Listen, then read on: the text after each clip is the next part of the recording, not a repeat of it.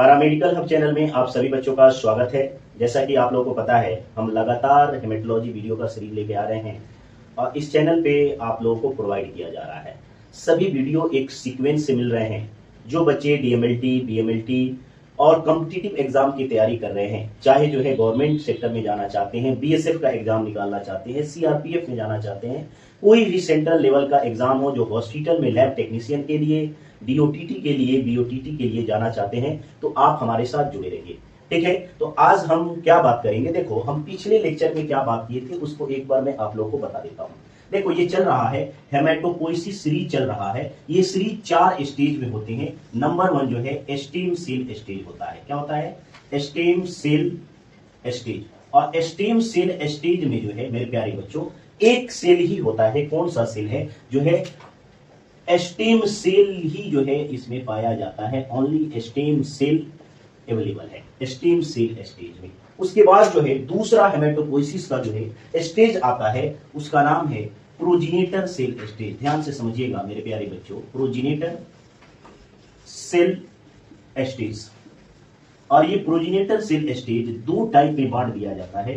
एक को बोला जाता है early progenitor cell stage, early progenitor cell stage. और दूसरा जो है मेरे प्यारे बच्चों लेट प्रोजिनेटर सेल स्टेज है, लेट प्रोजिनेटर सेल स्टेज। अब दोनों में अलग अलग सेल है। ठीक है, दोनों में कौन कौन सेल है? तो आपको हमने बताया था जो अर्ली प्रोजिनेटर सेल स्टेज है, इसमें जो है 1 सेल है जिसका नाम है pluripotent haematopoietic stem cell, PHSC short form में बोलते हैं। इसको हमने डिस्क्राइब कर लिया था। नेक्स्ट जो है लेट प्रोजिनेटर सेल में जो है 3 सेल आते हैं। कौन कौन? नंबर 1 में जो सेल होता है उसको हम बोलते हैं माइलोइड स्टेम सेल। क्या बोलते हैं? Myeloid stem cell. दूसरा जो सेल होता है उसको हम बोल देते हैं कॉलोनी फॉर्मिंग यूनिट। अब ये भी कॉलोनी फॉर्मिंग यूनिट कई टाइप के होते हैं। कॉलोनी फॉर्मिंग यूनिट ई होता है, कॉलोनी फॉर्मिंग यूनिट जी होता है, कॉलोनी फॉर्मिंग यूनिट एम होता है, फिर कॉलोनी फॉर्मिंग यूनिट एम होता है। ठीक है, तो आपको ये भी समझ में आ गया होगा। तीसरा जो सेल है हमारा, इसमें लिम्फोइड स्टेम सेल आता है। क्या आता है मेरे प्यारे बच्चों? Lymphoid stem cell. ये 2 सेल स्टेज हो गए। अब तीसरा सेल स्टेज कौन सा है? तो तीसरा सेल स्टेज आपके सामने हमने बताया था मेरे प्यारे बच्चों। ये तीसरा सेल स्टेज है precursor cell stage, precursor cell stage.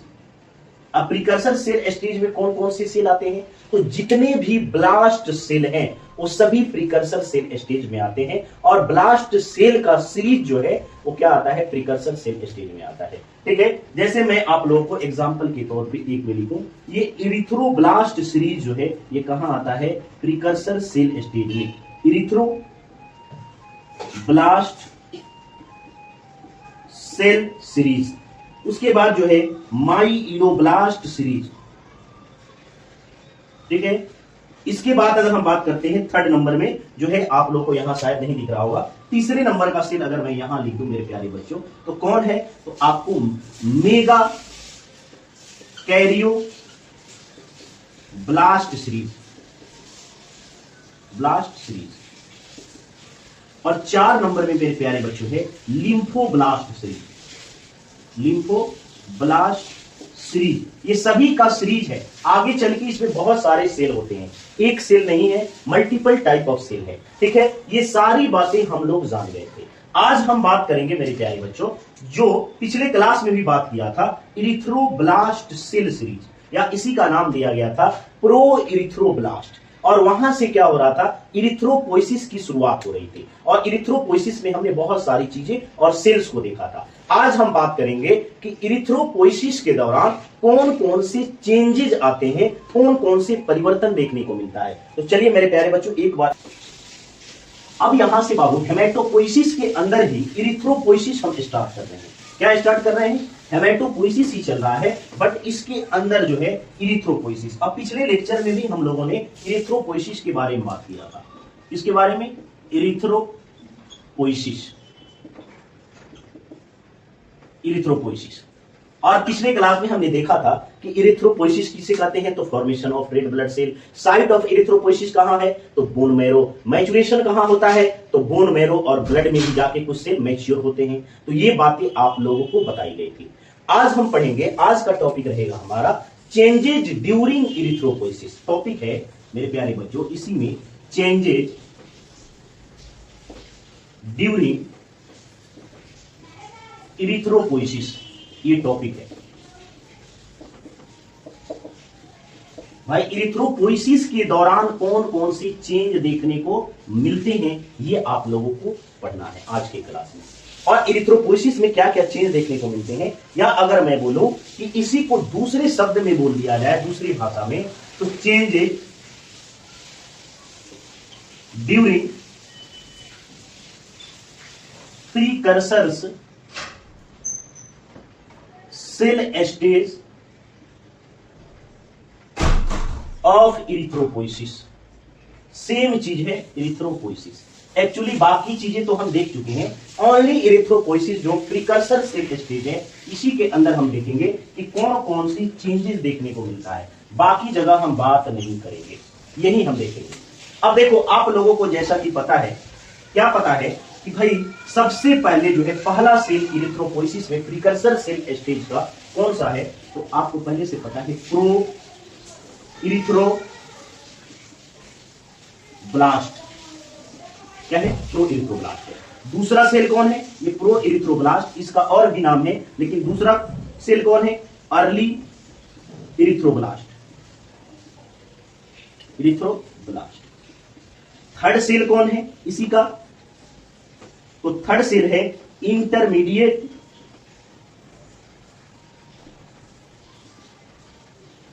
Erythroblast. ठीक है। चौथा सेल कौन है, तो भाई लेट इरिथ्रोब्लास्ट। ठीक है। पांचवा सेल कौन है, तो रेटिकुलोसाइट। अब रेटिकुलोसाइट आगे चल के जो है रेड ब्लड सेल में कन्वर्ट हो जाता है। यही रेटिकुलोसाइट आगे चल के रेड ब्लड सेल में कन्वर्ट हो जाता है। अब ये है प्रीकर्सर सेल स्टेज का सेल। ये रेड ब्लड सेल को छोड़ के बाकी इसमें जितने भी सेल दिख रहे हैं, ये सभी क्या है, प्रीकर्सर सेल स्टेज के सेल है। किसका, इरिथ्रोपोइसिस का, जो इरिथ्रोपोइसिस के दौरान रहते हैं। अब आपको पढ़ना क्या है, ये सभी सेल स्टेज में क्या है, क्या चेंजेज देखने को मिल रहा है। जब इरिथ्रोब्लास्ट था, इरिथ्रोब्लास्ट से लेकर रेड ब्लड सेल बनने तक जो है क्या चेंज देखने को मिल रहा है, यही आज की क्लास में पढ़ना है। रेड, मैं फिर से सुनो, प्रो इरिथ्रोब्लास्ट से लेकर रेड ब्लड सेल बनने के दौरान इन सेल्स के अंदर क्या चेंज देखने को मिल रहा है, वही आज पढ़ना है। क्या क्या चेंजेज होंगे, चलिए तो भाई आप लोग स्क्रीनशॉट ले लीजिए, आगे बढ़ते हैं। मेरे प्यारे बच्चों अब ध्यान दो, देखो इरिथ्रोपोइसिस, हेमेटोपोइसिस हम पढ़ रहे हैं। हेमेटोपोइसिस के अंदर इरिथ्रोपोइसिस पढ़ रहे हैं। इरिथ्रोपोइसिस के अंदर हम क्या पढ़ रहे हैं, चेंजेज ड्यूरिंग इरिथ्रोपोइसिस या changes during precursor cell stage of erythropoiesis. अब इसमें कितने चेंज देखने को मिलते हैं, यही आज की क्लास में हम लोगों को पढ़ना है। सबसे पहले क्या होता है, नंबर 1 चेंज जो देखने को मिलता है, सेल साइज डिक्रीज। अब यहां मैं एक चीज लिख देता हूं आप लोगों को समझने के लिए, मेरे प्यारे बच्चों, जो समझ में आ जाए उसके लिए मैं लिख देता हूं। क्या है, अब देखो सबसे पहला सेल आपको पता है, इस सेल का प्रो इरिथ्रोब्लास्ट है, इरिथ्रोब्लास्ट। अब प्रो इरिथ्रोब्लास्ट से लेकर लास्ट सेल कौन है आपको जो बन रहा है, आरबीसी। अब आरबीसी यानी इसके बीच में और इसके बीच में क्या चेंजेस देखने को मिलता है, तो भाई सबसे पहले साइज बड़ा है किसका, प्रो इरिथ्रोब्लास्ट का। लास्टली आरबीसी तक पहुंचते पहुंचते साइज छोटा हो रहा है, डिक्रीज हो रहा है। जैसे मैं बोलूं कि सेल साइज जो है यहां अगर 15 से 20 माइक्रोमीटर था, 20 माइक्रोमीटर डायमीटर में, आरबीसी तक आते रहते 7.5 माइक्रोमीटर तक रह गया। ये बातें क्लियर, इसमें कोई दिक्कत। तो सबसे पहला चेंज सेल साइज डिक्रीज हो रहा है।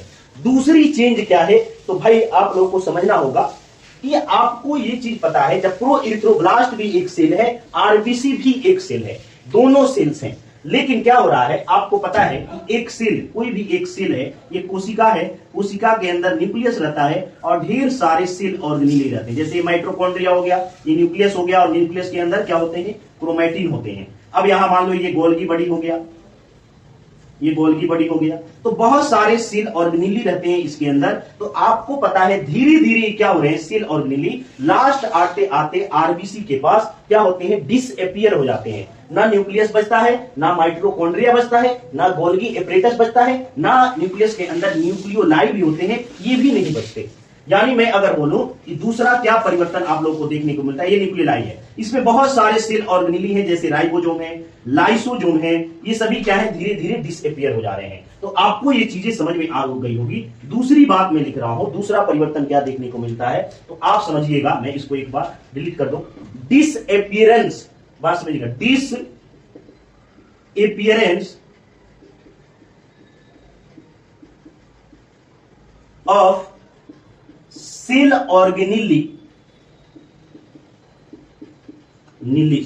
क्या हो रहा है, डिसअपीयरेंस ऑफ सेल ऑर्गेनेलीज। जो सेल ऑर्गेनेलीज है इरिथ्रोब्लास्ट में, वो लास्ट आरबीसी बनते बनते खत्म हो जा रहा है। ठीक है, अगर मैं, ठीक है मेरे प्यारे बच्चों, mitochondria, nucleus, nucleoli, RNA, ETC जो भी चीजें हैं ये पाई जाती है, लेकिन लास्टली आरबीसी बनते बनते ये भी डिसअपीयर हो जाते हैं, खत्म हो जाते हैं। ये बातें क्लियर हुई। दो चेंजेज आपने देखा, एक तो सेल साइज डिक्रीज हुआ, दूसरा डिसअपीयरेंस ऑफ सेल ऑर्गेनेली। तीसरी चेंज क्या देखने को मिलती है मेरे प्यारे बच्चों, तीसरी चेंज भी आप लोग समझ लो कि क्या देखने को मिलता है। भाई शुरू में जो है सेल्स होते हैं, यानी प्रो इरिथ्रोब्लास्ट, यहां मैं एक बार बता देता हूं कि ये मान लो सेल्स है, इसके अंदर शुरू का जो है प्रो इरिथ्रोब्लास्ट सेल बना रहा हूं, इसमें न्यूक्लियस है, और न्यूक्लियस के अंदर छोटे छोटे क्या है, ये क्रोमैटिन है, और इसी में क्रोमैटिन के अंदर न्यूक्लियोलाई भी है, ये छोटे छोटे न्यूक्लियोलाई दिख रहे हैं। इसी के अंदर माइटोकॉन्ड्रिया भी है, इसी के अंदर गोल्गी अपरेटस भी है, इसी के अंदर आपने गोल्गी अपरेटस को देखा, इसी के अंदर लाइसोसोम भी दिख रहे हैं, इसी के अंदर राइबोसोम भी देख रहे हैं, इसी के अंदर जो है फिलामेंट्स भी देखने को मिल रहे हैं। ये सेल्स के अंदर, यानी जो प्रो इरिथ्रोब्लास्ट है, ये आपने देखा। लेकिन धीरे धीरे क्या हो रहा है, साइज भी डिक्रीज हो रहा है, सेल ऑर्गेनेली भी डिसअपीयर हो रहे हैं। तीसरी क्या होती है, ये शुरुआत में यहां हेमोग्लोबिन नहीं रहता है, इसके अंदर क्या है, हेमोग्लोबिन नहीं होता है, लास्ट आरबीसी बनते बनते इसमें हेमोग्लोबिन आ जाता है। तो उसके लिए एक वर्ड देते हैं भाई कि क्या होता है, हेमोग्लोबिनाइजेशन, हेमोग्लोबिनाइजेशन। इसका मतलब क्या है, हेमोग्लोबिन सिंथेसिस हो रहा है, हेमोग्लोबिन सिंथेसिस। ठीक है, ये बातें, तीन चेंजेज आपको देखने को मिला। आगे जो है मैं आप लोगों को बताऊंगा कुछ और चेंजेज है कि भाई क्या चेंजेज होता है। आप लोग इसको जो है लिख लीजिए, एक बार मैं 4 नंबर चेंजेज यहीं पे बता देता हूं कि चौथा नंबर चेंजेज क्या होता है मेरे प्यारे बच्चों। होता क्या है चौथा नंबर चेंजेज, कि भाई चेंज सेल शेप, जो सेल शेप होता है उसमें चेंज देखने को मिलता है। यानी जो प्रो इरिथ्रोब्लास्ट सेल है उसका शेप क्या रहेगा, ग्लोब्यूलर राउंड, यानी ग्लोब्यूलर राउंड का मतलब है जो अर्थ का शेप है उसी शेप का रहेगा। लेकिन लास्ट आते आते क्या हो जाएगा, बाई कनकेव डिस्क शेप, जो आरबीसी का शेप होता है बाई कनकेव डिस्क शेप हो जाता है। ये बातें समझ में आई। तो भाई कहां से कहां चेंज होता है, तो शुरू में रहता है ग्लोब्यूलर, लास्ट आते आते डिस्क शेप में बदल जाता है, डिस्क शेप। तो आपने इस जो है, सबसे पहले मैं इसको एक बार रिपीट कर देता हूं भाई, कि हम पढ़ रहे हैं हेमेटोपोइसिस, हेमेटोपोइसिस के अंदर इरिथ्रोपोइसिस, इरिथ्रोपोइसिस के अंदर हम पढ़ रहे हैं चेंजेज ड्यूरिंग इरिथ्रोपोइसिस। एक इरिथ्रोपोइसिस घटना होती है, उसके दौरान क्या क्या चेंजेज देखने को मिलता है, changes during precursor cell stage of erythropoiesis, यानी इसी का दूसरा नाम है। यानी सबसे पहला चेंज क्या देखने को मिल रहा है भाई, सबसे पहला सेल है प्रो इरिथ्रोब्लास्ट, इरिथ्रोपोइसिस का लास्ट सेल कौन बना रहा है, आरबीसी जो है। इस दौरान क्या चेंजेस देखने को मिलता है, तो सेल साइज डिक्रीज होता है। दूसरा क्या होता है, डिसअपीयरेंस ऑफ सेल ऑर्गेनेली, यानी शुरू में जो सेल ऑर्गेनेली होते हैं लास्ट आते आते खत्म हो जाते हैं। तीसरा चेंज क्या देखने को मिलता है, हेमोग्लोबिनाइजेशन, यानी हेमोग्लोबिन सिंथेसिस होता है। यानी पहला जो सेल है उसमें हेमोग्लोबिन नहीं पाया जाता है, लास्ट में जो सेल बनता है उसमें हेमोग्लोबिन पाया जाता है। नेक्स्ट अगर मैं आप लोगों से बात करूं कि चेंज, अगर मैं बात करूं यहां चेंज सेल शेप, यानी सेल का शेप चेंज देखने को मिलता है। सबसे पहले ये जो प्रो इरिथ्रोब्लास्ट है ग्लोब्यूलर होता है, लास्ट आते आते डिस्क शेप हो जाता है। ये 4 चेंजेस आपने देखा। 5वां चेंज ये होता है कि भाई स्टेनिंग प्रॉपर्टीज में चेंज होता है। जब आप जो है सेल्स को स्टेन करेंगे, कलर करेंगे, तो उसमें भी चेंजेस देखने को मिलेगा। तो चलिए जो है आप लोग एक बार स्क्रीनशॉट ले लीजिए, आगे बढ़ते हैं। देखिए 4 चेंज हमने पहले देखा। 5वां चेंज क्या होता है यहीं पे समझ लो। 5वां चेंज देखने को मिलता है कि भाई स्टेनिंग प्रॉपर्टी में चेंजेस देखने को मिलता है। क्या है? अगर मैं बोलूं change in staining properties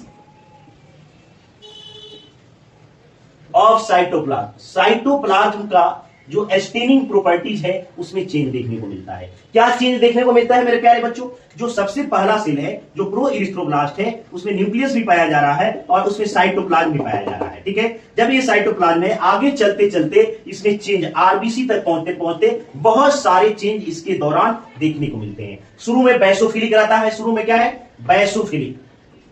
basophilic रहता है, यानी बेसोफिलिक डाई से ही स्टेन होता है। बीच में आते आते क्या हो जाता है? एसिडोफिलिक हो जाता है, एसिडोफिलिक। और फिर जो है आगे चल के इसी में दोनों बेसोफिलिक प्लस एसिडोफिलिक इओसिनोफिलिक हो जाता है। और लास्टली जो है कोई स्टेन इस पर काम नहीं करता है, इसमें हेमोग्लोबिन भर जाते हैं और लास्ट में चल के स्टेन होता ही नहीं है और इसमें हेमोग्लोबिन भरे हुए रहते हैं। तो आपने जो है 4-5 चेंजेस देखने को मिला कि इरिथ्रोपोइसिस के दौरान कौन कौन से चेंजेस आते हैं। तो चलिए मेरे प्यारे बच्चों, आज का लेक्चर हम यहीं समाप्त करते हैं। नेक्स्ट क्लास में बात करेंगे और